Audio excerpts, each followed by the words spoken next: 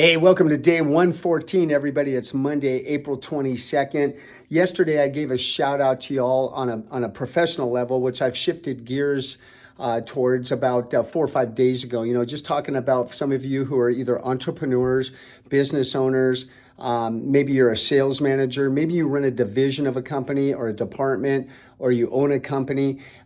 The bottom line is all of you and all of us have something in common. We're constantly interviewing people, right? We're looking to fill positions, whether you're starting a new business or you've built one and you've got people that are constantly coming and going for whatever reason. You're growing, you're expanding. So yesterday I gave you some tidbits on how to hire people and how to get clarity during the interviewing process. And I have built a system with some help from some mentors of mine in the past that I have found to be very beneficial. So I wanted to wrap up the second of this two-part commenting on the interviewing process with you as it relates to resumes. So the crux of it is this. I see too many young managers out there and even veterans, even CEOs that are interviewing people, talking to them with that candidate's resume in their hand, and they're just asking questions off the resume. That will get you absolutely nowhere. I'm just being brutally honest with you. I've interviewed hundreds, if not thousands of people, and I just found that, yes, it's a good conversational piece, but I call it you're taking the bait. And I've done this before in my career, and it took me a lot of trial and tribulation to figure it out. But, all I get from somebody's resume is a list of all their trophies, right? All their victories, all the great things they've done, the companies they've worked for. And how many times have you fallen into this trap? Well, Ken, I see you worked for this company for 3 years. What'd you do there? What'd you learn from it? And why'd you leave? Okay, great. And then you rinse and repeat for every position that they held. Okay, that's great. But what is it really telling you? What do you really want to get out of the interview? The first thing you want to know is, who is it that you're looking for? Do you know the traits that you're looking for in a person that will allow them to be successful in the position? If you don't know what the traits and the characteristics of your winners are, then you'll never know if the person sitting across from you is going to be a good fit. You may be looking at the person you need to hire, but because you don't know what you're looking for and who you're looking for, you'll pass on them and you'll be frustrated. So the first thing you always want to do is write down a list of all the things that the previous people in that position have succeeded at. All right.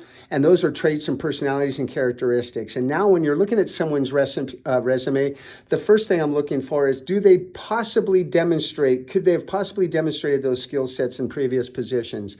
And if they even have an inkling of a connection to that, I'll put them in a pile of people that I want to speak to. If they don't, I put them in a second pile and they don't get an interview. Now that you've got that person in front of you that you want to interview, let's call him Timmy. He's in front of you, preferably in person. The second and only the second time that I touch their resume is to pull it up and tell them, hey, listen, you've got some great accomplishments here. Recognize that they took time to put it together and send it to you. Don't do what I've seen some people do, tear it up and throw it away in front of the person you're interviewing, which is really rude. Believe it or not, I have seen that before. Another day, another story. But what I do is I just say, hey, listen, this is a great resume. Thank you for filling it out. I'm just going to put it on the back burner. What I really want you to do, and then you go back to yesterday's shout out and listen to the process that I laid out for you, okay? Now, when you're done with that process, one of two things should happen. If the candidate is really excited about the job, they're going to ask for it. All right, plain and simple. They don't even have to be a salesperson. If you want something, you're going to ask for it. If you want to go out on a date with a pretty lady or a good looking man, you're going to ask for it, right? You don't just sit around and wait for it to happen. Well, maybe sometimes you do, but you're probably not going to get very far.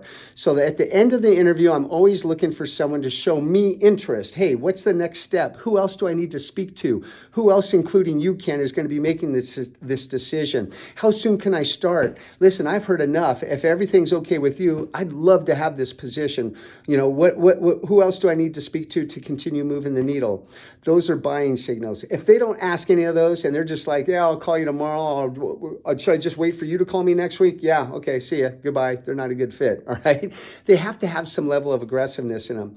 So as you wrap up the interview, if you do get those buying signals from them, right, you sense that it's a good fit for you so far, but you're not quite ready to pull the trigger, and they're telling you they want the position, then what do? Oh, I need a list of references. Okay, I'm going to ask you for 3 references and then I'll get back to you. Look, the only thing you're going to get is their 3 best friends, the 3 people on planet Earth that love them and like them, maybe their mom, dad, and sister or husband. I mean, you're going to get the people that they want you to speak to, but what you want to do is speak to the people you want to speak to. So this is the question you ask. Hey, Timmy, Listen, I've enjoyed the conversation as well, but our next step is this. I'd like you to send me the names of 1 to 2 people that you know that maybe you've worked with, could be anybody personal or professional, that you didn't get along so well with in the past. And I want you to look at their reaction. I promise you they're going to be deer in the headlights, jaw's going to drop.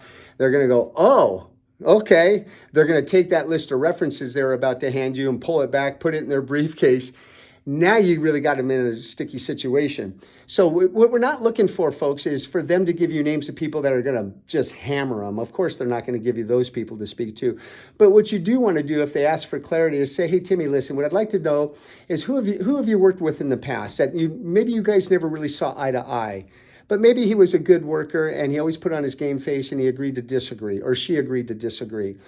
Maybe it's a relative, a friend, somebody you've grown up with. And it's probably 1 or 2 people you haven't talked to in a while as a result of that kind of lack of disconnect. Those are the people I'd like to talk to. I did that the very first time many, many years ago. Yeah, I was going to say decades, but it's been years. And what I got was really interesting. You know, the guy told me point blank, hey, Timmy was a really cool guy. I'm just making up Timmy's name. He says, but, you know, he's a good manager. But, yeah, we never really saw eye to eye on things. And he actually fired me. I'm not sure why he gave you my name. And then I'll just tell him, well, I requested it. I want to know how this guy handled adversity. How did he handle someone that didn't always agree with him? Can you tell me a little bit of how that interaction went on? Was Timmy at least open-minded to your ideas, or did he just always shoot you down and say it's my way or the highway?